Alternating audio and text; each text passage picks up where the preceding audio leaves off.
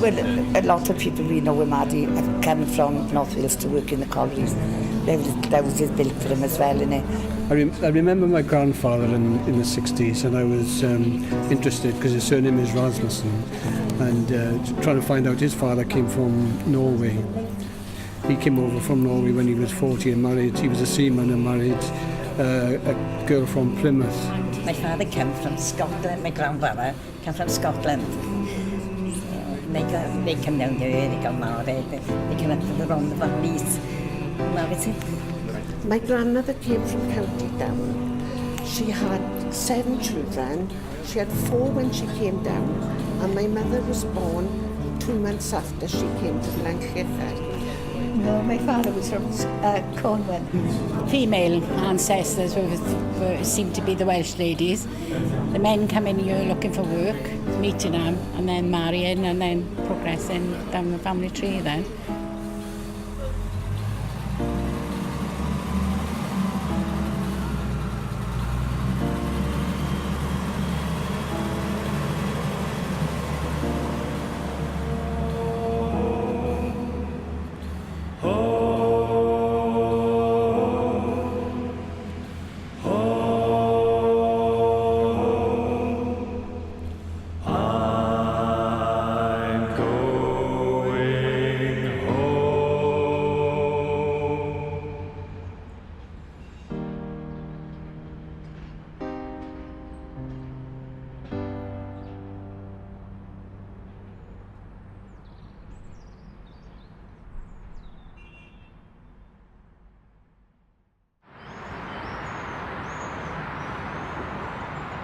If you think of the coalfield before the Industrial Revolution, it was mostly farms and little communities with people, a couple of hundred at most perhaps, and then suddenly they found coal and people flocked in with the new jobs that are developing around the coal mines, and you have folks moving in from all over Wales, from the West Wales, Mid Wales, North Wales, as well as parts of South Wales, from all of the neighbouring counties in England, Devon and Somerset and Gloucestershire and Herefordshire. And you get people from Yorkshire coming down, and even as far afield then as Scotland and from all over Ireland.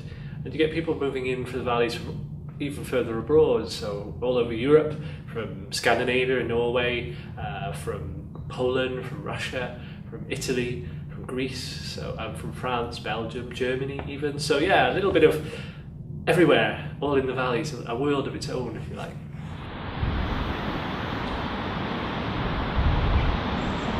My name is Anne Davis. I'm from Tinniswood and Rhondda.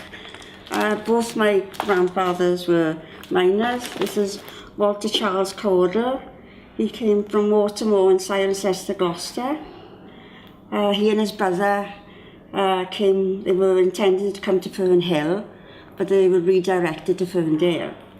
And he started work. He was with he was a coal miner, but when he first started, he used to take a cart around the valleys, and he had a horse and cart taking pit props. And I always remember him telling me he remembered the name of the horse, and his horse was Tom.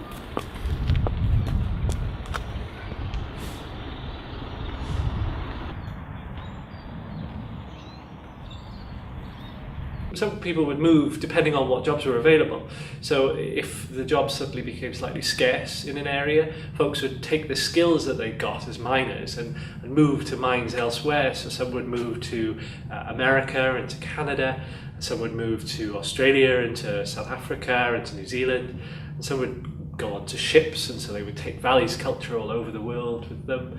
You find you even find sort of elements of Valley's culture or Rhondda culture, and even so far places somewhere like Nova Scotia, where their local sport was rugby for a long time, and it was a similar sort of culture to the culture they'd left behind. And of course, when the jobs then started to be scarce in those areas, folks would move back, and you have this sort of migrants trail, which isn't a one-way system. It's a two-way traffic. So you go and you come back, you go and you come back. So we think of a global world today, but the past has always been global as well. My father's father originally came from Somerset, and they came to Tinniswood and had the family up at Tinniswood. My grandmother ran the corner shop, and she had a big glass bubble and made lemonade.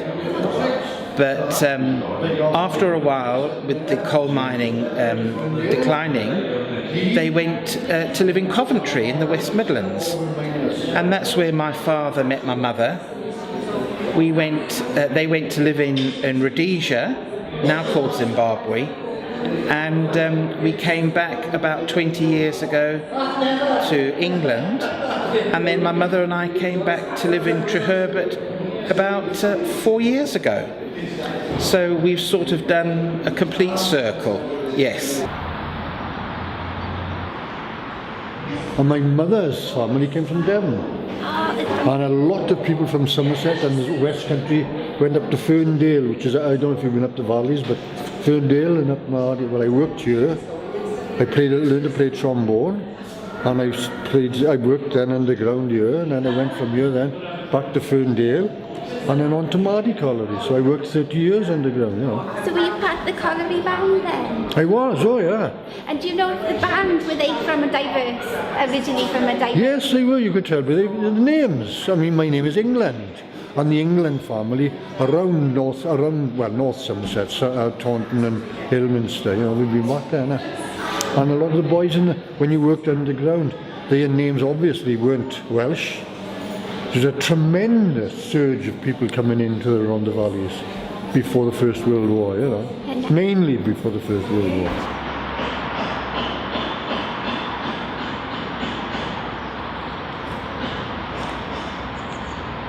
We used to come back on a regular basis from Rhodesia, and we would always come up to Tonopandi to see the family, and over to Tinniswood, of course, to see the family and to visit the grave. So for me, it was like coming back home. I've always felt very comfortable and very safe back in the Rhondda. So yes, definitely, it was wonderful to come back permanently this time. Can I put it where the Harare is? Yes. Because that's where I was born. There we go, there are Lovely. Italy. Thank you.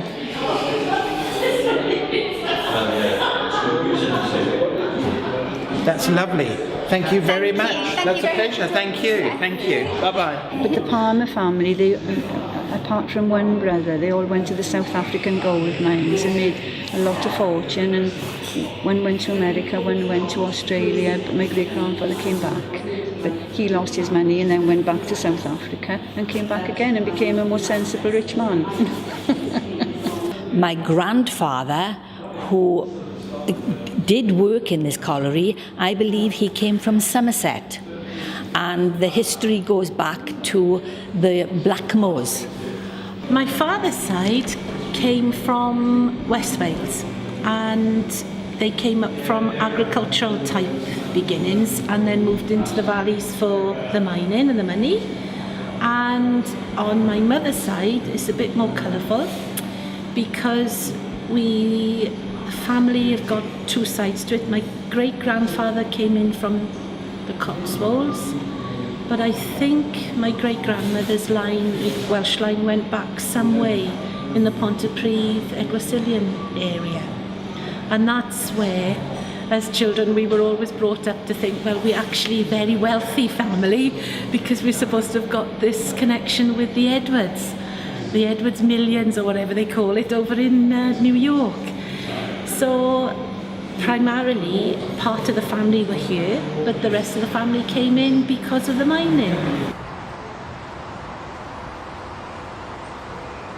My great-grandfather came from Dorset, and he came to the Rhondda and he married her, Catherine Ann, but in 1910 the house caught fire, and he was working on the Glamorgan colliery site, and he could see his cottage was next door to where the old Llwynapia hospital was, and he could actually see the cottage on fire. And this man, James Healy, he went in and rescued his wife and baby and 2 children. But Catherine and Alexander died later that day. And he was actually awarded a week's money, a week's pay, because of his bravery, and he is remembered in a book in Scotland, Carnegie book, for people who saved lives in a fire. Blood pressure is low, and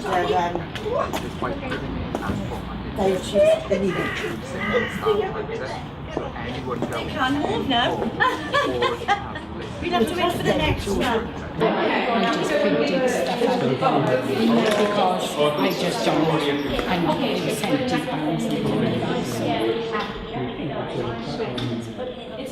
We're going to start today by giving you a tour of the building, and then we're going to finish up in the room at the end of the research room there, where I've got some documents relating to your interest. Okay, for you to have a look at.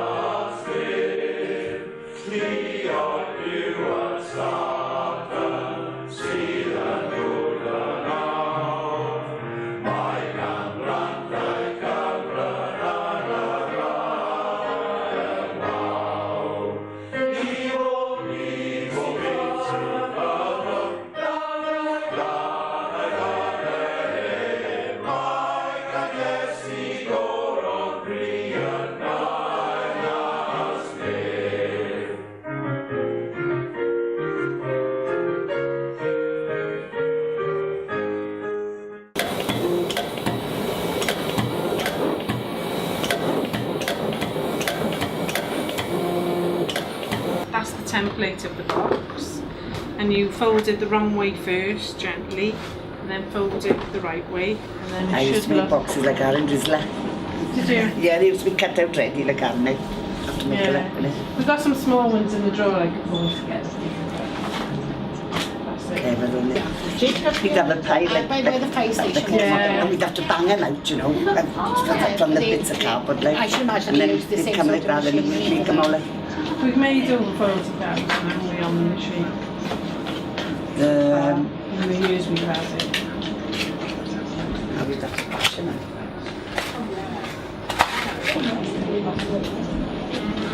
Getting used to it then. There we are. Clever, isn't it? Thank you very much. Keep your sweeties in there, no problem. All the technology you've got in your telly's not working. It's disappointing, isn't it? I've set up the 2 computers at the back, so you're welcome to have a browse of the census yourself.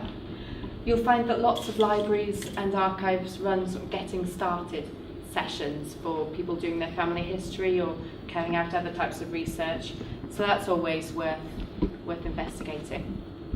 Was born in the boat Interlink. He was a proper cockney, and he came down to the boat Interlink in London. Yeah, and he came down and got married down. In the Rhondda? Yeah. Did he work then? Did he work in the company? He went to Aberystwyth to a farm, and, you know, and he met my gran, like, yeah. Brought him from London.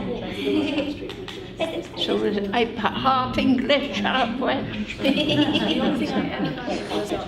My grandmother's from County Durham. My grandfather is from Merthyr, but he met my grandmother up there, and he came back to the Rhondda, And my mother was born 2 months after they came back to the Rhondda, and my brother's got all the censors with the children from County Down. Yeah, and my cousin in London, my 2 cousins in London, I've done our family tree because they were Nashes, and we are related to Bo Nash.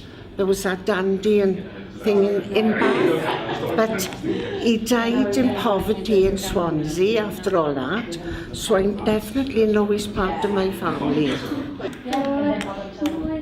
My grandpa was from Brixton, and he was a sailor, and he served on the first ship that Scott went to, the Antarctic, and they used to save their rations, and then when they docked they'd have a party.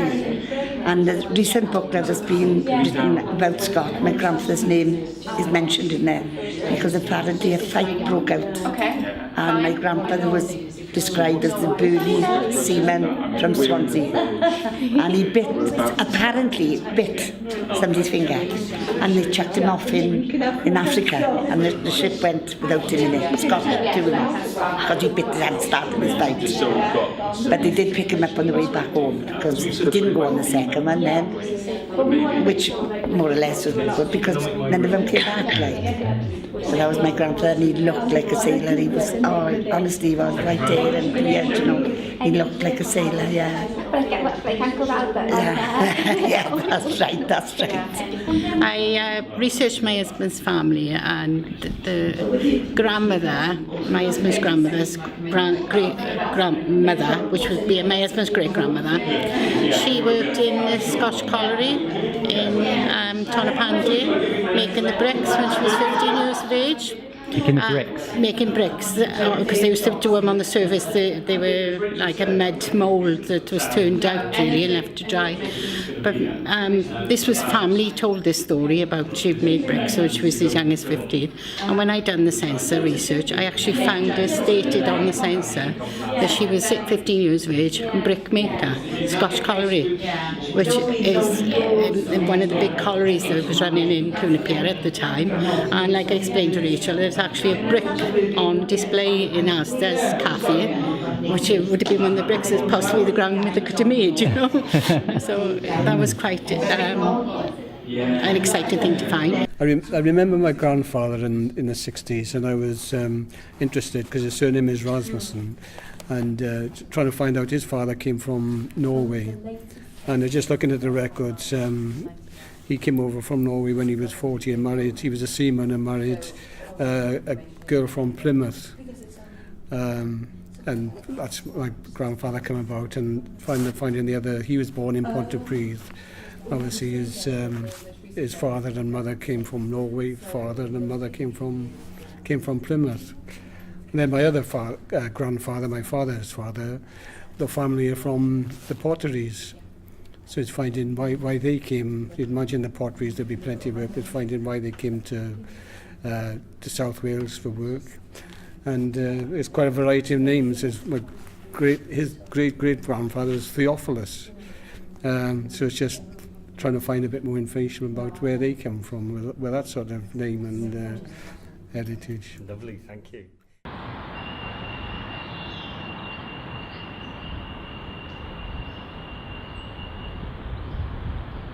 You would find communities within communities. So you would find Italian communities all trying to live together.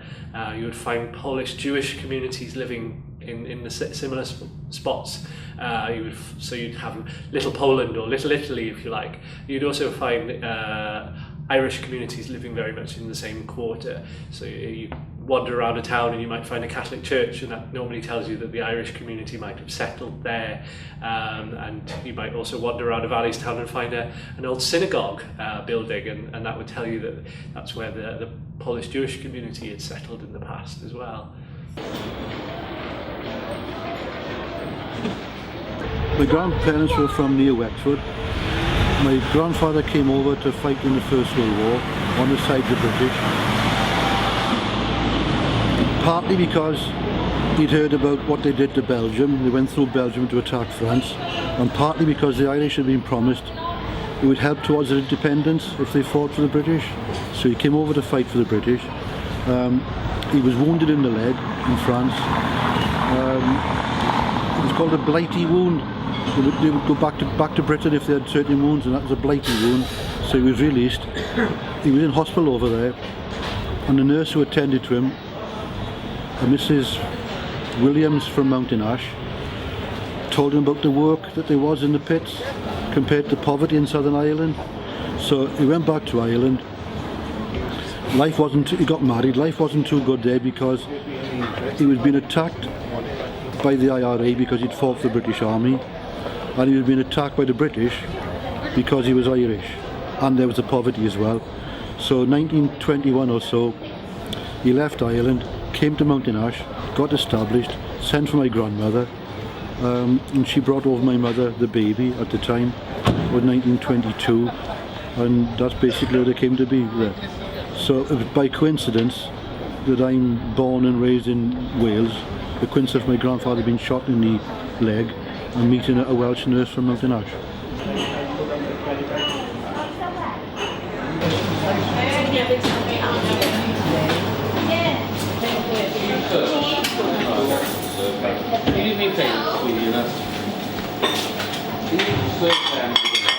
My grandparents are mixed.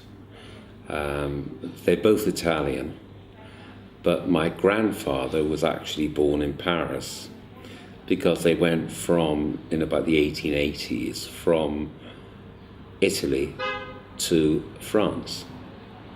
Then in about 1885, I suppose, my grandfather had to leave France because there was a purge on Italian immigrants, so they went to live in London. Now, the weather in London was so bad at the time, which people don't realise, the smog between the soot and the coal dust and everything meant you didn't see the sun maybe for months in London. It was absolute smog.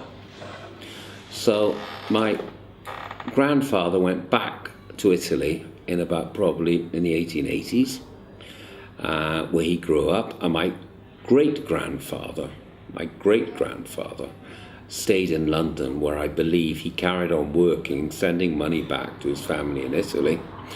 And apparently he died in London, and he's buried in Clerkenwell, which I haven't found out about that. Now, in about 1890 plus, my grandfather, who was actually, born in Paris, he then left Italy, because they'd gone back to Italy, up to the mountains where they lived, which is a bit like the Rhondda Valley kind of mountains, you know, before the coal industry. And there was no work, there was no money up there. And my grandfather came over with the brackies in about 1900, 1900. Tobacco in 2s, 3s and 5s, woodbines, cakes, confectionery, fries, chocolate creams and all that kind of stuff to the miners. They got on very, very well with the mining community, you know, but we were all familiar. In Italian it would be a familia, which means family basically, and that is it. We're familiar. My grandfather, Francesco Carini, came over here. I'm not exactly sure of the exact date, but I think it was before 1919, because my father was born here in 1919 in Ebbw. My father was Antonio Carini, and they had a business at first in Ebbw. When my father took over the business, he decided to make ice cream, and he had an ice cream dairy at the back of the cafe where he made his own ice cream, and he used to go round in a hand cart, pushing it round the village, selling it to customers. And then I remember when I was born in 1954, by the time I was about 4 or 5 years old, he had a small van with his name on the van. I think we must have been the first ice cream van, but without the jingle. And he would go all over the village, Pontypridd and the Graig, selling his ice cream. In 1946-47, the war was over, and my grandparents came back to this country. And the funny thing was, they bought a house in Porth. Or, I say they bought it, they didn't buy it. My uncle and my father bought the house for them in Porth, in Tinniswood Square, next to Dan Jones's fruiterers. And they did it all up for them, and they lived there. And they lived there for the rest of their lives. And they died there, and they're all buried in Travallis Cemetery. They never wanted to go back to Italy. It's very, very strange. And my aunt, who was my father's sister, their daughter, when she died, her body was brought back from Italy, and she's buried in Travallis as well. My mother is Welsh, from Carmarthen, Welsh speaking, chapel, apostolic. She was a teacher, and it was frowned upon in those days for an Italian to marry a Welsh person, but nevertheless she did what. And there was 12 years difference between them. And yet my mother was buried in Travallis with my father, and all her family, who are Welsh apostolic, they are actually buried in Travallis. So my whole roots are in the Rhondda. Everything is in the Rhondda.